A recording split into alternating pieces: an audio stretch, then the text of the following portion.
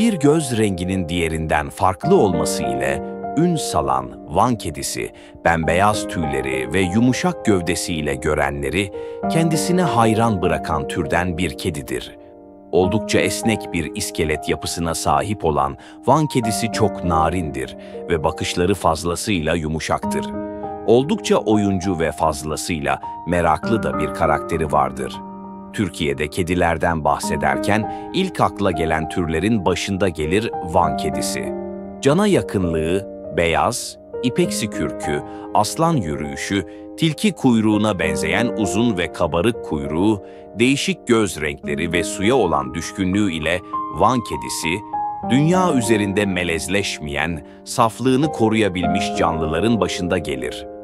Bu özelliği onu hem kedi dünyasının hem de diğer canlıların yıldızı haline getirir